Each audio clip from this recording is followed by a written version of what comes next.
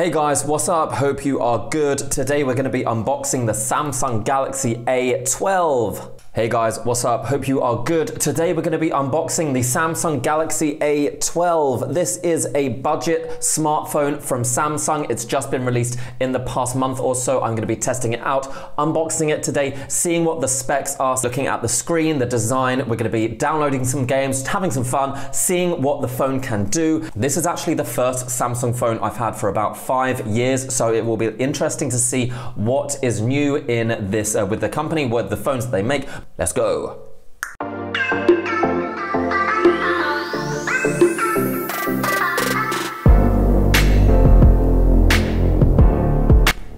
So while I unbox the Samsung Galaxy A12, let's just go through the main specs of this phone. It was released just a couple of months ago, so it is pretty brand new. But bear in mind that this is a budget phone. It costs just £145 and around $170.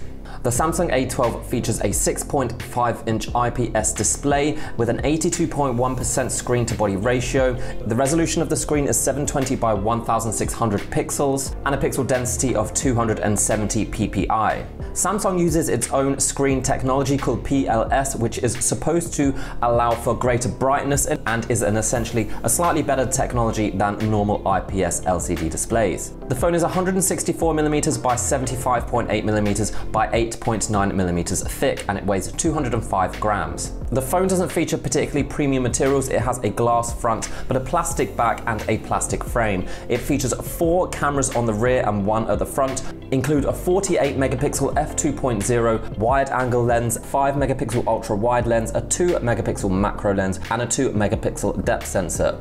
The GPU and CPU are fairly averagely powered. It features an octa-core 1.8 GHz Cortex-A53. The memory options range from 3 GB of RAM and 32 GB of internal memory up to 6 GB of RAM and 128 GB of internal memory.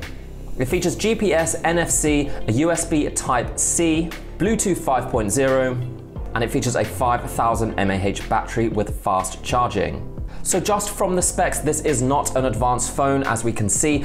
It features average to really even low-powered CPU, GPU, and chipset. The 6 GB of RAM is pretty good for a phone of this price, but without that extra power, it's not going to be able to load the highest quality graphics or play the best games at the highest quality.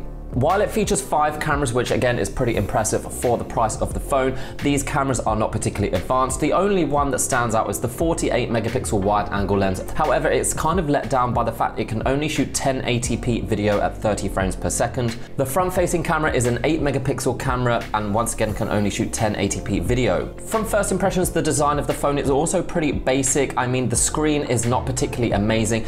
270 ppi, pixel density is not particularly great.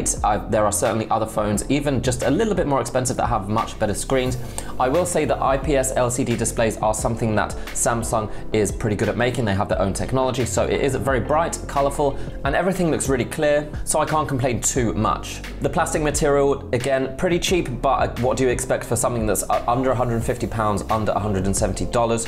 I do actually think it looks more expensive than it is. The rugged rear of the phone, it's kind of makes it easier to grip. It looks quite good. I like the colors. And it's definitely not a small phone or a thin phone.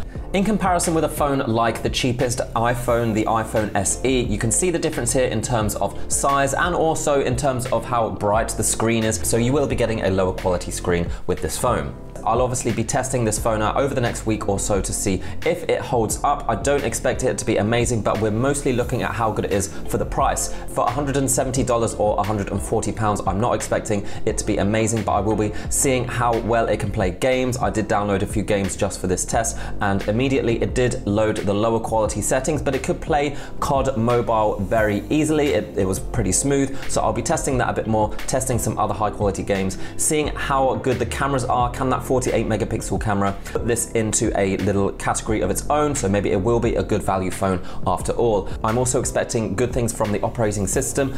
Previous budget phones that I've had from companies like Xiaomi and Redmi, they have very good internal technology in terms of hardware, but usually the software software is really bad. So I'm hoping that Samsung can kind of bring it back by having much better, easier to use software. So stay tuned for my review of the Samsung Galaxy A12 in about a week. If you're interested in getting this phone, I will be showing you everything you need to know about it and whether it is worth buying. The couple of things that make it stand out are the fact it has NFC and also a 48 megapixel camera, but we will see if that is enough to justify the price and if anything else kind of stands out or not. Make sure you subscribe for that. There will be at least one video a week on this channel. Stay tuned for more tech reviews and unboxings, but until next time, I will see you around. Bye.